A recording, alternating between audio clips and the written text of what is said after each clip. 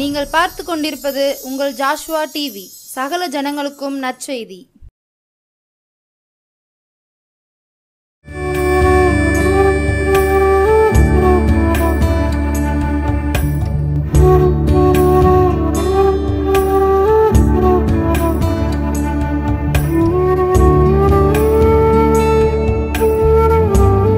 பரலோக தந்தையே நன்றி சொல்கிறேன், கிருபைக்காக இருக்கிறதுக்காக தோத்துரும். Thank you my master, thank you my father, thank you my daddy. நன்றி. பெரிய காரியங்கள் செய்யுங்க, அடிமை மறுத்து பேசுங்க. இயேசுவி நாமத்தை ஜெபிக்கிற பிதாவே, ஆமே. அன்பான ஜோசப் டிவி நேயர்களுக்கு இயேசுவி நாமத்திலே நன்றி சொல்கிறேன். உடைய பரிசுத்த ஆவியானவர் நம்மோடு கூட இருந்து பெரிய காரியங்களை செய்வார். இந்த புதிய வருஷத்தில், புதிய மாதத்தில் கர்த்தர் உங்களை விசேஷமாய் ஆசீர்வதிப்பாராக. இந்த மாதம் முழுவதும் கர்த்தர் உங்களை விசேஷமாய் நடத்தி ஆசீர்வதிப்பேன்னு வாக்கு பண்ணுகிறார். சர்வ வல்லமுள்ள தேவன் உங்கள் கவலை கண்ணீர்லாம் மாற்றி முகத்திற்கு துக்கத்தெல்லாம் எடுத்து போட்டு பெரிய அதிசயங்களை செய்வேன்னு சொல்லி வாக்கு பண்ணுகிறார். கரங்களே தாழ்த்துட்டு எல்லாரும் ஜபத்தோடு கூட செய்தி கேளுங்க. ஆண்டவர் பெரிய அதிசயம் செய்வார்.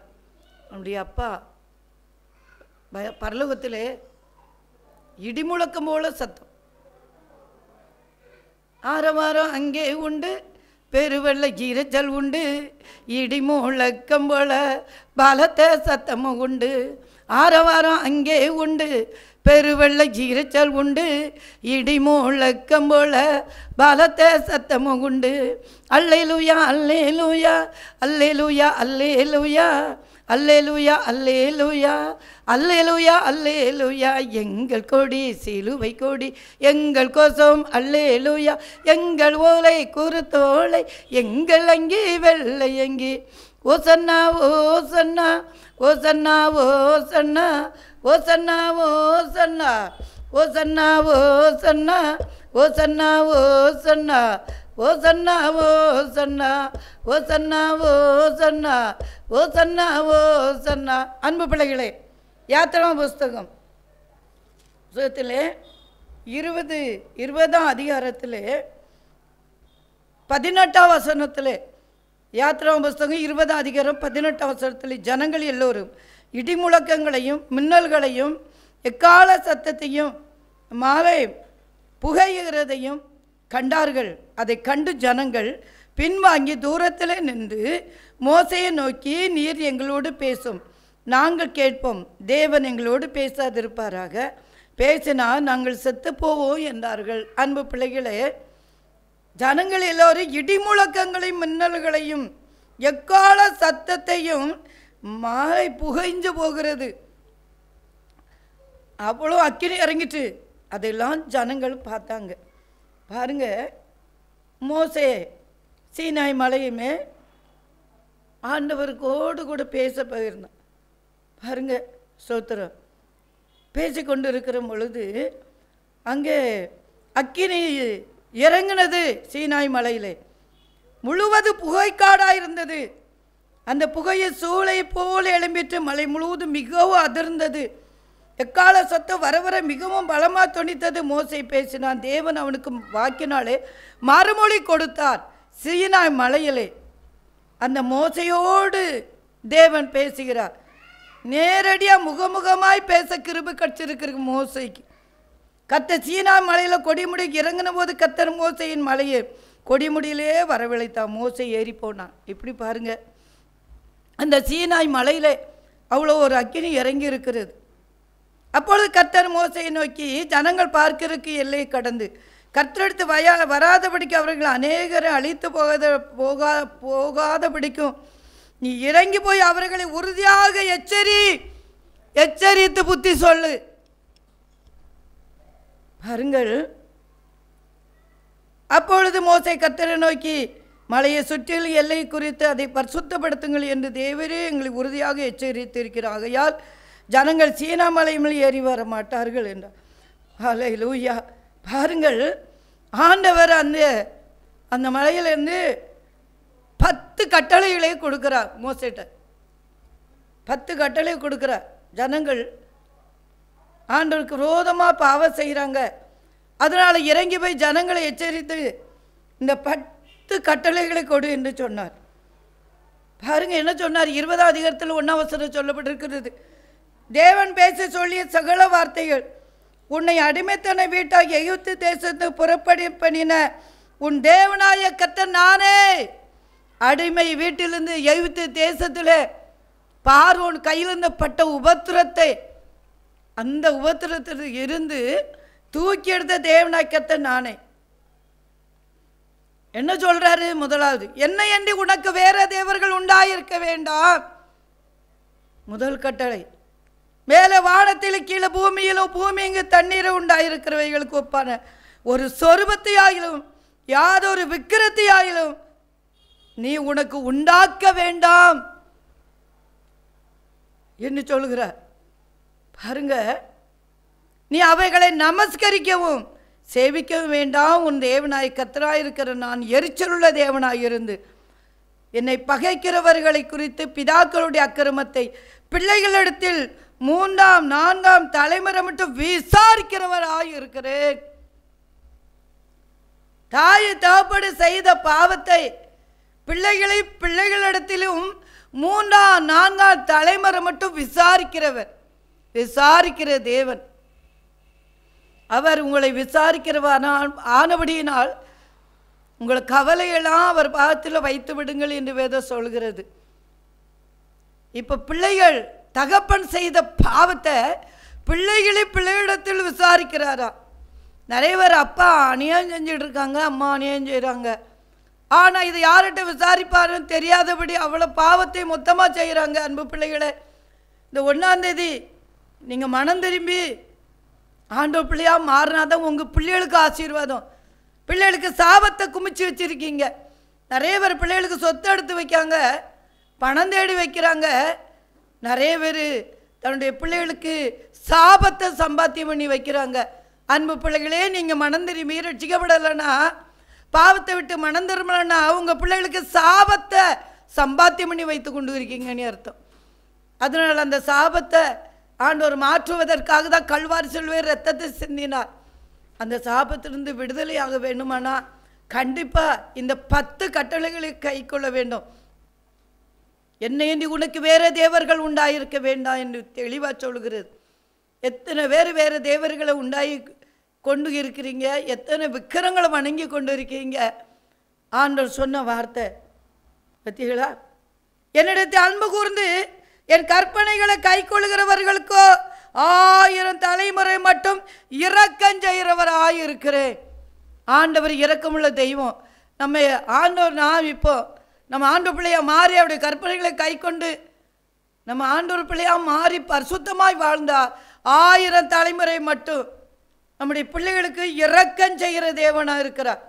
அவர் இரக்கமும் மனதுருக்க உள்ள தெய்வம். ஆனால் இரக்க உள்ள தெய்வம் பத்திகளா, உன் தேவனாய கர்த்தருடைய நாமத்தை வீணிலே வழங்காதிருப்பாயாக. தம்முடைய நாமத்தை வீணில வழங்குகிறவர்களை தண்டியாமல் விடவே மாட்டார். கண்டிப்பாக தண்டு கொண்டு ஆண்டவருடைய நாமத்தை வீணில் வணங்கினா தண்டனை உண்டு. ஓய்வு நாளை பரிசுத்தமாய் ஆசரிக்க நினைப்பாயாக. 6 நாள் வேலை செய், 7ஆம் நாள் ஓய்வு நாள் ஆலயத்துக்கு போ, பரிசுத்தமாய் ஆசரிப்பு. பாருங்க, பரிசுத்தமான ஆசரிப்பு தான் ஓய்வு நாளில் இருக்குன்னு சொல்லி வசனம் சொல்லுகிறது. நிறைய பேர் ஓய்வு நாளில் கோயிலில் போய் உட்கார்ந்துட்டு செய்தியில் அப்படி கேட்குற நேரம் தூங்கிட்டு அப்படி எழும்பி வாரியில் ஆண்டவரை ஆராதிக்கீங்களா? வேதத்தில் ஒரு வசனம் சொல்லுறிய வெளிப்படுத்தல, எல்லாம் சத்தமாக ஆராதித்தார்கள். ஆராதனை செய்யும் பொழுது நமக்கு ஆண்டவர் ஆசீர்வதிக்கிறவர். அவரை நோக்கி சத்தமாக கூப்பிட்டு துதிக்கும் பொழுது தான் நம்முடைய காரியங்கள் எல்லாம் கைகூடி வர பண்ணுவார். ஓய்வு நாளில் அவரை பரிசுத்தமாய் ஆசரிக்கணும். பரிசுத்தமான ஆராதனை, புத்தி உள்ள ஆராதனை, புத்தி இல்லாத ஆராதனை வேதத்தில் சொல்லப்பட்டிருக்கிறது. புத்தி உள்ள ஆராதனைன்னா கர்த்தரை நோக்கி நல்லா கையை தட்டி பாட்டு பாடி துதித்து ஆராதிப்பதான் புத்தி உள்ள ஆராதனை. புத்தி உள்ள ஆராதனை பண்ணணும் அன்பு பிள்ளைகள். அதனால தான் ஓய்வு நாளை பரிசுத்தமாய் ஆசரிக்க நினைப்பாயாக. 6 நாளும் ஒரு வேளை பாவங்கள் வேலை செய்தாலும் சில பாவங்கள் எது இருந்தாலும் 7ஆம் நாள் ஓய்வு நாளில் போய் அறிக்கை பண்ணி பாவத்தை ஆண்டுவிட்டு கேட்டு விடுதலைப்பட்டாதான் பரலோக ராஜ்யம் சொல்ல முடியும். அன்பு பிள்ளைகளே பாருங்க, அடுத்தல பாருங்க, 7ஆம் நாள் உன் தேவனாய் கர்த்தருடைய ஓய்வு நாள், அதிலே நீ ஆனாலும் உன் குமாரனாலும் வேலைக்கு போகாம ஆண்டோடைய வார்த்தை ஆண்டோடைய நாமத்தை மகிமைப்படுத்து. கர்த்தர் 6 நாளைக்குள்ளே வானத்தையும் பூமியையும் சமுத்திரத்தையும் அவைகளை எல்லாவற்றையும் உண்டாக்கி 7ஆம் நாளில் ஓய்ந்திருந்தார். வானத்தையும் பூமியையும் சமுத்திரத்தையும் உண்டாக்குன தெய்வம் எது, யாருன்னு இன்னைக்கு நிறைய பேருக்கு தெரியல. ஆண்டவர் தான் பாருங்கள், வானத்தையும் பூமியும் சமுத்திரத்தையும் கடலையும் உண்டாக்கி வச்சிருக்கிற தெய்வத்தை வணங்கி பாருங்களேன். அவர் தான் உண்மையான தெய்வம். அவர் தான் என்னை என்று உனக்கு வேற தேவர்கள் உண்டாயிருக்க வேண்டாம்னு சொல்கிறார். பார்த்தீங்களா? கர்த்தர் ஓய்வு நாளே ஆசீர்வதித்து அதை பரிசுத்தமாக்கினார். இந்த பரிசுத்த ஓய்வு நாளிலே அவரை நோக்கி கூப்பிட்டு சத்தமிட்டு, என்ன பாவம் செய்தாலும் மன்னிச்சிருங்க இசப்பா, ரத்தத்தால் கழுவுங்கன்னு சொல்லி வாயை திறந்து சொல்லி கைகளை தட்டி சத்தமிட்டு ஆராதனை பண்ணணும். என்ன ஆராதனை பண்ணிக்கிட்டு இருக்கே, புத்தி இல்லாத ஆராதனை, உட்கார்ந்து இருந்துட்டு வரதா? அதுதான் புத்தி இல்லாத ஆராதனை. புத்தி உள்ள ஆராதனைனா சத்தம் போட்டு பாட்டு படித்து கையை தட்டி ஏசப்பா நோக்கி கூப்பிட்டு என் பாவத்தெல்லாம் மன்னிங்க பரிசுத்தம் பண்ணுங்கப்பா நீ கூடணும். அதுதான் புத்தி உள்ள ஆராதனை. பாருங்க, உன் தேவனாய கர்த்தர் உனக்கு கொடுக்கிற தேசத்தில் உன் நாட்கள் நீடித்திருப்பதற்கு உன் தகப்பனை உன் தாயும் கனம் பண்ணுவாயாக. உன் நாட்கள் நீடித்திருப்பதற்கு உன் தகப்பனையும் தாயும் கனம் பண்ணணும்.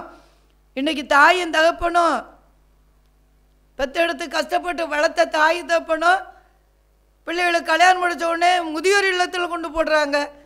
சாப்பாடு கொடுக்க மாட்டேங்காங்க, பெற்றோர் கவனிக்க மாட்டேங்காங்க. ஆண்டவர் தெளிவாக சொல்கிறார், உன் நாட்கள் நீடித்திருப்பதற்கு உன் தகப்பனின் தாயும் கனமனுவாயாக.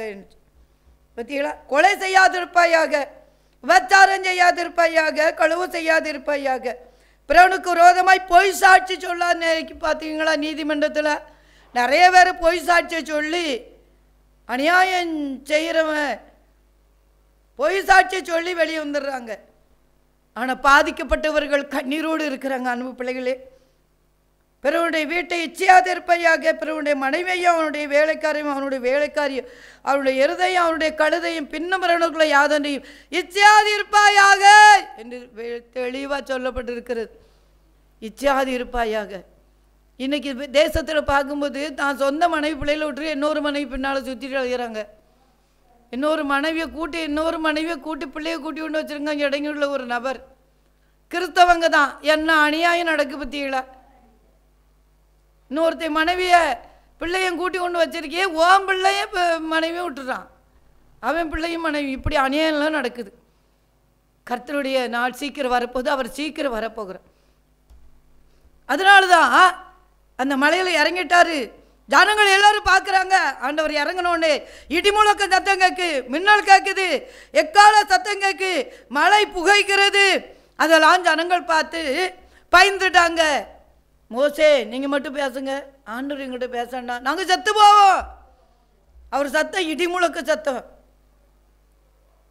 மின்னல்கள், அதை பார்த்தோன்னே செத்து போவோங்க. அங்கே பாருங்க, இன்னைக்கும் நிறைய பேர் மோசையை விட்டு ஏன்ட்ட பேசுங்கன்ன மாதிரி எல்லாம் கூட்டமாக போய் அங்கங்கே கன்வென்ஷன் கூட்டமாக போய் ஊழியக்காரங்க வார்த்தை தான் கேட்குறாங்களே தவிர தான் தேவ சமூகத்தில் உட்கார்ந்து ஆண்டவர் சத்தத்தை கேட்கணுமே அப்படின்னு நிறைய பேருக்கு அறிவே இல்லை. அன்பு பிள்ளைகள், அறிவே இல்லை.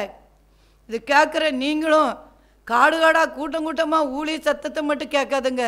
நீங்கள் முழங்கால் போட்டு ஜெபம் பண்ணி பாருங்க, ஏசப்பா உங்களோடு பேசுவார். ஆண்டவர் பேசுனா சாக மாட்டிய, ஏன் பயப்படாதிருங்கள்னு ஆண்டவர் சொல்கிறாரு. எத்தனை தடவை சொல்லியிருக்காரு, பயப்படாதே, நான் உன் கூட இருக்கிறேன், உன்னை ஆசீர்வதிப்பேன், உன்னை பலப்படுத்துவேன், உன் கண்ணீரை துடைப்பேன், உன் வேதனையை மாற்றுவேன், உன் வியாதியை மாற்றுவேன், உன் துக்கத்தை மாற்றுவேன், உன் கடன் பிரச்சனை மாற்றுவேன்னு தான் அவர் சொல்கிறாரு. ஏன் அவர்கிட்ட பேசுகிறவங்களுக்கு பயம் வருது? அவர் சொல்ல இடிமுழக்கம் வர சத்தம் கேட்குத, மின்னல்கள் சத்தம் கேட்குத, எக்கால சத்தம் கேட்குத, பயந்து தூரத்தில் நிற்கிறாங்க. மோசையை நோக்கி நீர் மட்டும் எங்களோடு பேசுங்க, நாங்கள் கேட்போம். இன்றைக்கி நிறைய ஊழியக்காரங்க சத்தத்தை மட்டும் கேட்டுட்ருக்கீங்களா? தெளிவாக எச்சரித்து பேசுகிறேன். முழங்கால் போட்டு ஜெபித்து பாருங்க. ஊழியக்காரங்க சத்தத்தை கேளுங்க. நீங்களும் முழங்கால் போட்டு ஏசப்போடு பேசி பாருங்களா. அவர் பேசுகிற தெய்வம் கண்டிப்பாக பேசுவார். உன் கண்ணீரை துடைப்போர், உன் வேதனையை மாற்றுவார். எத்தனை வருஷமாக ஜபித்துட்டு இருக்கிறேன், இன்னும் ஜபம் கேட்கப்படல நினைக்காத. ஆண்டவர் ஜபத்தை கேட்கிற தேவன், பதில் கொடுக்கிற தேவன். பாருங்க, மோசே ஜனங்களை நோக்கி சொல்றான், பயப்படாதிருங்கள், உங்களை சோதிப்பதற்காகவும் நீங்கள் பாவம் செய்யாதபடிக்கு தம்மை பற்றும் பயம் உங்கள் முகத்திற்கு முன்பாக இருப்பதற்காகவும் தேவன் எழுந்தருளினார். அந்த மலையில, சீனாய் மலையில தேவன் இறங்கி வந்து விட்டார். எதுக்காக இறங்கினார்? எதுக்காக இறங்கினார்? சோத்திரம், உங்களை சோதிப்பதற்காக, நீங்கள் பாவம் செய்யாதபடி தம்மை பற்றும் பயம் உங்கள் முகத்துக்கு முன்பாக இருப்பதற்காக அவர் இறங்கினார். பாருங்க, அதனால பயப்படாதுங்க அப்படின்னு சொல்றார். ஜனங்கள் தூரத்திலே நின்றார்கள். மோசே தேவன் இந்த காரியத்தை சமீபமாய் சேர்ந்தார். சோத்திரம், ஹல்லேலூயா. கர்த்தர் சர்வ வல்லமுள்ள தேவன் என்ன சொன்னார் தெரியுமா? மோசே, கர்த்தர் மோசேயை நோக்கி, நீ இஸ்ரவேல் புத்திரருடைய சொல்ல வேண்டியது என்னவென்றால், வானத்தில் இருந்து உங்களோடு பேசினேன் என்று கண்டீர்கள். மண்ணினாலே பலிபீடத்தை உண்டாக்கு, அதன் மேல் ஆடு மாடுகளை சர்வாங்க தகன பலியாகவும் மாடுகளை சர்வாங்க தகன பலியாகவும் சமாதான பலியாகவும் செலுத்துவாயாக. நான் என் நாமத்தை பிரஸ்தாபடுத்தும் எந்த ஸ்தானத்தில் உன்னிடத்தில் வந்து உன்னை ஆசீர்வதிப்பேன் கர்த்தர் சொல்லுகிறார். எப்போ ஆசீர்வாதம் வரும்? அன்பு பிள்ளைகளே, அவருக்கு பலி செலுத்தும் போது தான் ஆசீர்வாதம் கிடைக்கும். சமாதான பலி செலுத்தி, சர்வாங்க தகன பலி செலுத்தி, அந்த பலி செலுத்தும் போது ஆசீர்வாதம் கிடைக்கும். அவருக்கு பயப்படாத, அவரோடு நேரடியாக பேசலாம். சமாதான பலியை செலுத்து, சர்வாங்க தகன பலி, சர்வ அங்கமும் தகனுக்கும்படியா நல்ல ஆடிப்பாடி தெய்வ சமூகத்தில் சோத்திரம் பலி செலுத்திப்பாரு. அவர் உன்னை ஆசீர்வதிப்பே சொல்கிறார். என் நாமத்தை பிரஸ்தாபப்படுத்த எந்த ஸ்தானத்தில் உன்னிடத்தில் வந்து உன்னை ஆசீர்வதிப்பேன் கர்த்தர் சொல்கிறார். எந்த இடத்துல நீ அவரை நாமத்தை பிரஸ்தாபப்படுத்துறியோ அந்த இடத்துல இறங்கி வந்து உன்னை ஆசீர்வதிப்பேன், உன் பிள்ளை குட்டிகள் குடும்பம் ஆசீர்வதிக்கப்படும் என்று கர்த்தர் சொல்கிறார். அதனால் இடிமுழக்கங்களையும் மின்னல்களையும் எக்கால சத்தத்தை கண்டு பயப்படாத. தேவன் இறங்கி வந்து உன்னை ஆசீர்வதிக்கிற தேவன். உன்னை ஆசீர்வதிக்கவே ஆசீர்வதிப்பு எவ்வளோ தெளிவாக சொல்லப்பட்டிருக்கிறது. அவரை நீ ஆராதிச்சு சர்வாங்க தகன பலியை சமாதான பலியை செலுத்தும் பொழுது அவர் உன்னிடத்தில் வந்து உன்னை ஆசீர்வதிப்பார். கண்கள் மூடி ஜெபிப்போம். பரலோக தந்தையே, நன்றி சொல்லுகிறேன். இந்த நல்ல நேரத்துக்காக நன்றி சொல்கிறேன். கிருபைக்காக இரக்கத்துக்காக தோத்துறே இசப்பா. ஆராய்ந்து முடியாத பெரிய காரியங்களை, எண்ண முடியாத அதிசயங்களை செய்கிறவர். வேதத்திலே யாத்திராபுஸ்தகம் 20:18 தெளிவாக சொல்லப்பட்டிருக்கிறது. பாருங்கள், இடிமுழக்கங்கள், மின்னல்கள், எக்கால சத்தம், மலையே புகுகிறது. அவ்வளோ அக்கினி இறங்கிட்டு ஜனங்கள் பயப்படுறாங்க. பயப்படாதுங்க, நீங்கள் பலி செலுத்தும் பொழுது நான் வந்து உங்களை ஆசீர்வதிப்பேன் தெளிவாக சொல்லப்படு. இந்த 1ஆம் தேதி உங்களை வாழ்த்தி ஆசீர்வதிக்கிறேன். தெய்வக்கர கூட இருக்கட்டும். கண்டிப்பாக உங்களுக்கு ஆசீர்வாதம் கிடைக்கும்னு கர்த்தர் சொல்லுகிறார். Thank you my Lord. அவரை ஆராதிங்க. சர்வாங்க தகன பலியை செலுத்தி பாருங்க, சமாதான பலியை செலுத்த பாருங்க, அவரோடு நீங்கள் பேசி பாருங்க. அப்போ உங்களை ஆசீர்வதிப்பேன் திட்டமாக பேசிட்டேன். எந்த ஸ்தானத்தில் நீ வீட்டிலேருந்து ஜெபித்தா கூட அவரை ஆராதிச்சா அவர் உன்னை வந்து ஆசீர்வதிப்பேன்னு வாக்கு பண்ணுகிறார். அப்படி செய்கிறதுக்காக நன்றி. ஒவ்வொருவரை ஆசீர்வைங்க, கிருபைக்குள் மறைத்துக் கொள்ளுங்க. பெரிய காரியங்களை செய்யுங்க. தேவக்கர கூட இருக்கட்டும். அதிசயங்கள் நடக்கட்டும். இயேசுவின் நாமத்திலே ஜெபிக்கிறோம் நல்ல பிதாவே. ஆமென்.